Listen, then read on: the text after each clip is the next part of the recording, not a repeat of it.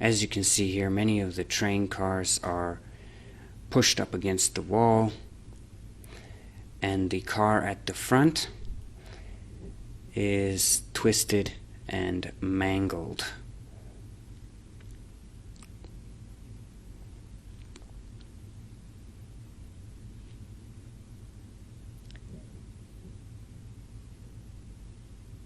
Here we can see rescue workers hard at work.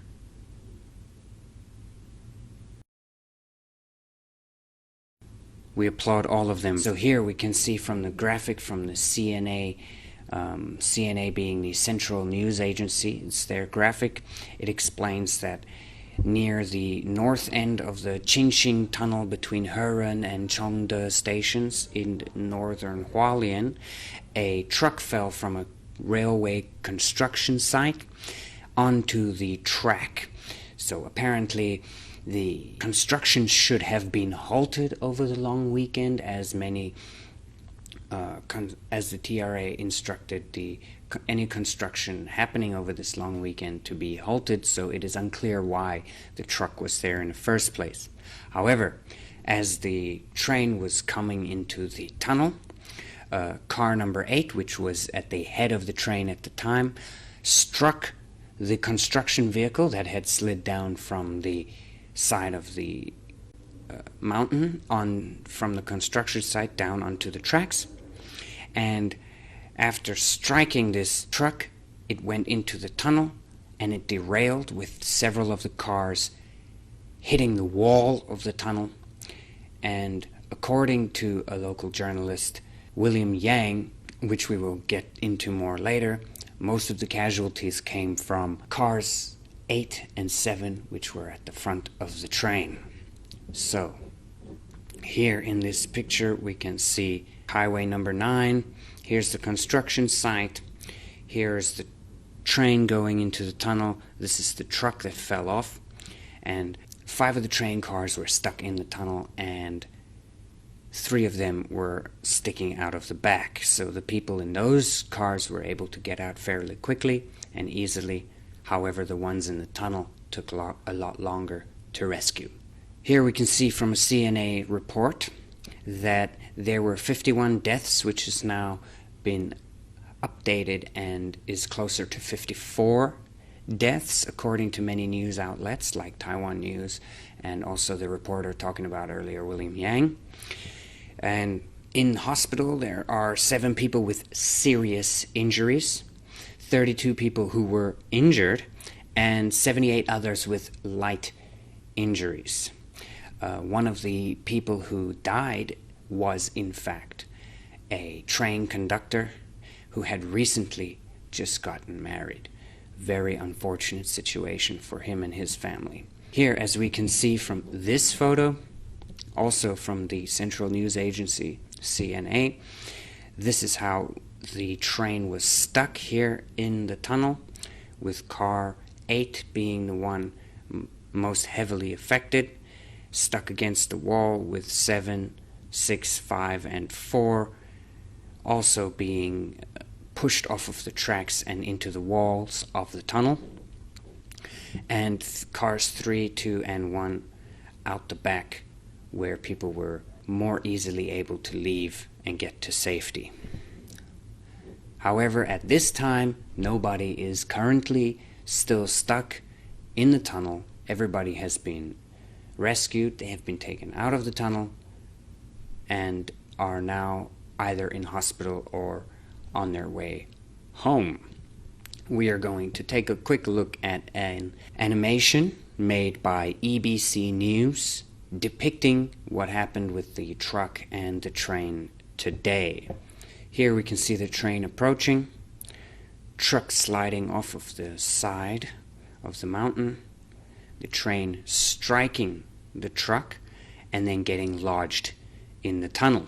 Now we're going to show you what it looks like inside the tunnel with a video from rescue workers who went into the tunnel.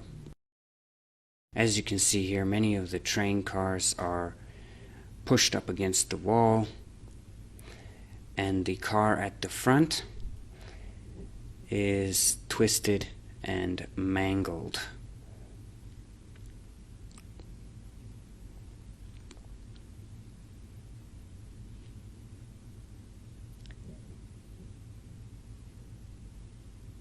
Here we can see rescue workers hard at work.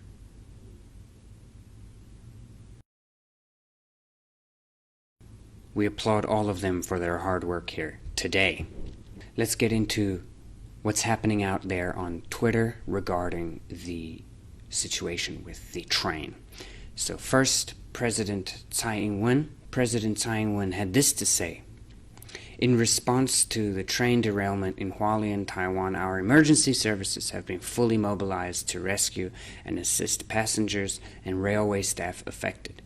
We will continue to do everything we can to ensure their safety in the wake of this heartbreaking incident. The reporter we were talking about earlier, William Yang, is actually a correspondent for DW News, and this is what he had to say more recently, updating us on the death toll.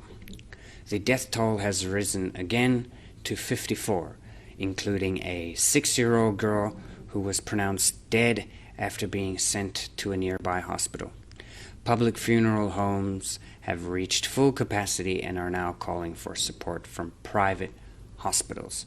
So the public funeral homes are full, their morgues can't handle any more people, and now bodies need to be sent to private hospitals until a later date when they can be handled appropriately. As we can see, another child in the accident was a 10-year-old boy who suffered a head laceration and experienced serious mental trauma after the accident. And he lost his mom, whose heart stopped beating on sight. This is very tragic. A lot of lives have been forever changed here today. Here we can see another tweet from William saying, Taiwan's railway administration said it's a 4-day long weekend, that they had already notified all construction agencies nearby that they should stop all construction during the holiday season, but they weren't sure why construction was still going on. And happening around the tunnel, causing the deadliest train disaster in decades. So we can see clear negligence here on the part of construction workers. And more information coming out about the owner of the vehicle, saying that they had parked the vehicle and that they had put on the brakes, hand brakes, because police were suspecting that the handbrake was not activated on this vehicle, and that's why it slid down the side of the mountain and ultimately caused the crash. So we'll have to see through the investigation what exactly comes of this and see if anybody is held responsible for this situation, which at this point seems very likely that there is a single person responsible for this situation. If we go into the hashtag Taiwan train crash, we can see several people from all over the world, all media outlets everywhere talking about this train crash here today. We see news from everywhere, from all over Asia, from Europe, from India. I watched a WeOn News video about it. So there is a huge outpouring of support. Alright guys, that is all we have for now on this situation. We will update you with more information as we have it. Stay tuned to our